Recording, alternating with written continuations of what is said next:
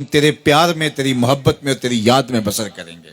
حدیث پاک میں آتا ہے کہ اگر کوئی شخص اللہ کے خوف سے رویا اور اللہ کے خوف سے رونے کی وجہ سے اس کی پلکوں کے بالوں میں سے ایک بال کی جڑ گیلی ہو گئی تو قیامت کے دن وہ بال کھڑا ہو جائے گا، اللہ یا تو مجھے نکال لے یا اسے جنت عطا فرما دے۔ تو اللہ جل شانہ اس بال کو تو آنکھ سے نہیں نوچے گا بلکہ اس شخص کو اللہ جنت عطا فرما دے گا۔ اللہ اکبر۔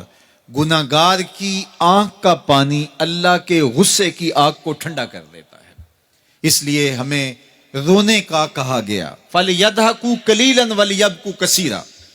اللہ اکبر۔ ارشاد فرمایا کہ تھوڑا ہنسا کرو، زیادہ رویا کرو۔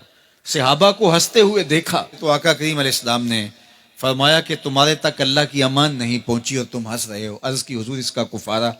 تو فرمایا اس کا کفارہ یہ ہے کہ جتنا ہنسے ہو اتنا ہی تمہیں رونا پڑے گا۔ میں اور آپ ذرا اپنی زندگی پر غور و تدبر کریں، ہماری زندگی میں ہنسنا زیادہ ہے یا رونا زیادہ ہے؟ سویر سے لے کر شام تک کہے زیادہ ہیں، ٹھٹھے زیادہ ہیں، مذاق زیادہ ہیں، لطیفے زیادہ ہیں یا عبرتیں زیادہ ہیں؟ تفکر زیادہ ہے، تدبر زیادہ ہے، سوچ بچار زیادہ ہے، یاد الہی میں تڑپنا زیادہ ہے، آنکھوں سے یاد خدا میں بہنے والے آنسو زیادہ ہیں یا غفلت سے پھوٹتے ہوئے کہے زیادہ ہیں؟ مجھے اور آپ کو اپنی زندگی کا ضرور محاسبہ کرنا چاہیے۔ ٹھٹھوں سے، مذاق سے ہماری مجلسیں بھرپور ہوتی ہیں۔ ہم دن میں جتنا ہنستے ہیں کیا اس کا 10واں حصہ بھی ہم تنہائی میں بیٹھ کے اللہ کی یاد میں روتے ہیں؟ اگر ایسا ہے تو مبارک ہو، اور اگر ایسا نہیں ہے تو اللہ سے آنسو مانگو، اللہ سے درد مانگو، اس کی یاد میں رونا مانگو، اس کے ذکر میں تڑپنا مانگو، اس کی محبت میں بے تابیاں مانگو، آنسو مانگو، سسکیاں مانگو، تڑپنے پھڑکنے کی توفیق دے، دل مرتضی سوز صدیق دے۔ اس کے حضور عرض کرو کہ مالک ہمیں تڑپ دے، ہمیں سوز و گداز دے، ہمیں کیف و سرور کی دنیا نصیب فرما دے، ہماری آنکھوں کو آنسوؤں کا جمال عطا کر دے۔ اور اگر ہماری آنکھوں میں آنسو نہیں ہیں، ہمارے پاس کہے ہیں، کہتے ہیں جو ہنستا ہوا گناہ کرے گا وہ روتا ہوا جہنم میں جائے گا، اور جس نے یہاں دکھ سہے، تکلیفیں سہی، آلام سہے، اس کے بدلے میں اللہ تعالیٰ اس کو وہاں راحتیں عطا فرمائے گا۔ فرمایا کہ مومن کے پاؤں میں کانٹا بھی چبھے تو اللہ جل شانہ اس کا صلہ بھی اس کو قیامت کے دن عطا فرمائے گا۔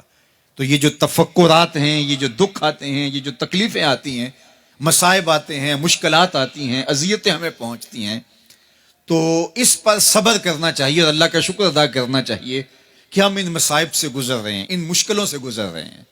اور اگر کسی شخص کی زندگی میں دکھ ہے ہی نہیں، سکھ ہی سکھ ہیں، تو پھر وہ سمجھے کہ وہ فتنے میں مبتلا ہے۔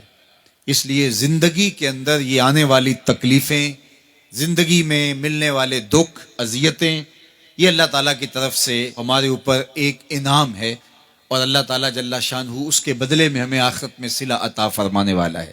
تو فرمایا رجل ذکر اللہ خالیا ففاضت عیناہ، وہ شخص جس نے تنہائی میں بیٹھ کے اللہ کا ذکر کیا، اللہ کو یاد کیا، اور پھر کیا ہوا؟